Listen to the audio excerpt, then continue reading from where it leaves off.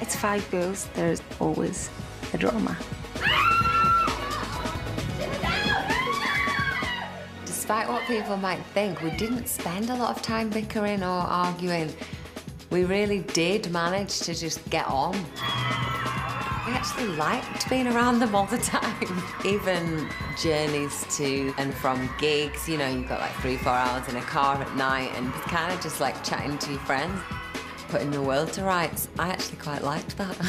You just keep out of their way. Someone's on one, clearly in a bad mood for whatever reason.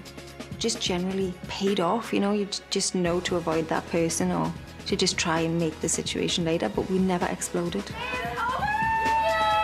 We were just like excited little girls. The whole experience was new, nothing was boring, something different every day. It was quite emotional as well, thinking, oh my God, we've actually made it. Made it they had, but they were still 5 young girls living the dream in an adult's world. The flat was a mess. Like, we just have takeaway every night. We didn't know what bills were. We didn't know that that pile at the post box was actually for us. If the washing machine had broke, we called the head of marketing at the label. I remember one night, me and Cheryl were sitting in the flat and it was freezing. We had the gas rings on, had our coats on, and our marketing manager came over to our flat and was like, why are you sitting in this freezing cold? When we were like, well, the heating's broke. He was like, you just have to turn the dial on the wall. We just had our clothes, we had our mobiles, and we had each other, and that's it. That's how we coped. During the girls' 3-year break, Nicola found herself back in the studio. Contributing songs to the Girls Aloud catalogue, she was encouraged to release her own album, the critically acclaimed Cinderella's Eyes. I love the studio. It's my favourite place to be in the whole world. I've been fortunate in the fact that Brian, Xenomania, had let me put some of the songs on the Girls Aloud record, so starting to make a solo record, it came naturally.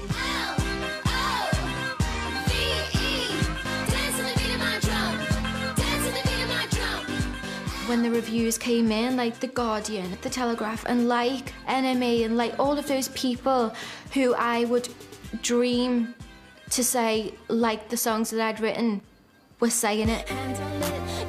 For it to be that critically acclaimed was just bizarre, but incredible. Aside from her music, Nicola supports a cause that really got under her skin after her years of fake tanning misery. The first time I ever had a spray tan was when we were doing Pop Stars The Rivals, and one of the producers said for me to have a spray tan on the show because I was so white on the camera of the show. And I think I must have seen back what I looked like browner. And then it just triggered. I was like, I have to be brown, I have to be brown. And then this crazy obsession just spiraled out of control. Like, out of control. Crazy out of control. I am tanning queen because I'm so bloody white. So Nicola did something about it and launched her own makeup range. I came up with the idea to start up a makeup range. It was going to cater specifically for women with really pale skin. So I just felt really proud that I'd been the person to help people just be the colour that they're supposed to be. Oh my good God. Do you like it? I love it. Nicola took her quest one step further, supporting MPs in their bid to ban the use of sunbeds by under 18s. A bill which, thanks to her help, finally became law. I was terrified. I was so involved then emotionally that I had to do it. Like, I had to be a part of something that was going to make a difference. There shouldn't have to be constant debates of whether this is right or wrong, because it's very clearly wrong. Thank you. Years and years of work to try and get this bill passed, you know, for all of those people. It was just a really amazing moment. Nicola's latest venture has seen her indulge her love of fashion as a judge and mentor on Style to Rock, a series that aimed to give young designers their big break. I'm not looking for somebody who is a follower. I'm looking for a leader. Always been interested in fashion. Style to Rock kind of came out of that passion. I wanted to be a part of that process, to give these 12 guys this amazing opportunity, and I loved every second of it. In 2004, the girls released their second album. What Will the Neighbours Say was certified double platinum and gave them 5 top 10 hits, including one of their most famous tracks. We first got Love Machine and hated it. Initially, we heard it and we were like, what the hell is this? We literally were like, this is mental. Ladies, you're damn right. You can't read a man's mind. We're living in 2 tribes and heading for war. We thought, this is career suicide. We released this, you know, let's go Eskimo. Like, what is going on? We're gift wrapped kitty cats. We're only turning into tigers when we gotta fight back. And let's go Eskimo out into the blue. And we thought, that's our career's over. We've only just started, you know, we're having a great time, we're loving every minute of it, and now we're going to be a laughingstock. And we had this really embarrassing meeting with like the head of our label where we were like, it's terrible, blah, blah, blah. And then it actually became one of our this song that we're kind of most known for. I'm just a love machine, feeding my fantasy. Give me a kiss or 3.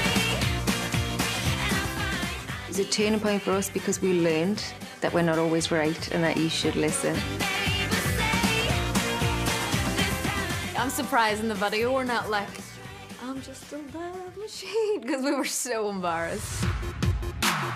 Now, with 2 hit albums behind them, it was time to take their show on the road, bringing the exhibitionist out in one particular girl. For me, going out onto a stage in front of 20,000 people, screaming, it just makes me sort of go bang. Girls Aloud love a challenge, playing some amazing venues and festivals in their time, and they're always keen to try out something a little bit different. In 2007, they made their debut on the big screen in St Trinian's The Movie. Sarah liked it so much, she wanted more. Obviously, it's a different environment, but actually, I really enjoyed it. The second St Trinian's came around because they knew that I loved to act, and they'd seen us perform as the school band at the end of the first one, and I got on quite well with the producers, so then I got called for the second one. I was kind of typecast to be very much like the rock chick personality that I am. And with Ricky from Kaiser Chiefs playing my boyfriend when we pulled up, just thought it was hilarious. Love you, babe. Whatever. It's a lot to concentrate on, remembering your lines, remember your actions, and all the time I'm told, less is more, Sarah. Because I'm very animated, especially from performing, you have to learn to hold back and be very still. Probably a bit like now, because I do a lot of this. But away from the limelight, country-loving Sarah likes to pull on her wellies and get out and about with her 3 French bulldogs. Sit, sit, sit, wait, sit, sit, wait, wait, go! They're all very, very funny. Different little characters. Yogi, Claude, Pickles. Ready, steady, go! No, I love it. I really love coming out with them. It's fresh air. Sunlight being in the city, I suppose. I mean, I like being in London, but I like getting out of London. Yeah, it's relaxing. Right. It's nice to come out and then not worry about what you look like and just get into your comfy clothes and just have a laugh, really. The acting roles continue to come in, and after appearing alongside Dominic Cooper in the BBC drama Freefall, her latest starring role is in the comedy movie Run for Your Wife. Hi, sweetie. Hello, Stephanie, sweetheart. When are you due home? It was quite good fun. I look nothing like myself in that film. In a way, it was kind of nice to play a different kind of role. And it's very slapstick comedy. I'd either like to see myself doing comedy, real comedy, or a complete thriller or a horror, because I kind of like the real dark side of me as well. In 2005, the third album, Chemistry, was released, bagging yet more hits for the girls. This platinum-selling album stacked their total up to an impressive 12 top 10s. By 2004, the girls were ready to take their show on the road, and have completed 5 sellout tours to date. The thing that I love the most is definitely touring. That intimate feeling with your fans, it's the best feeling. It's like, how am I allowed to do this? How did I get this lucky to be able to do that? Did you tell her? No, no, no. Give him kisses? No, no, no. I whisper, honey? No, no, no. Y'all listen? Hell no. It's the only time that you get to just go out and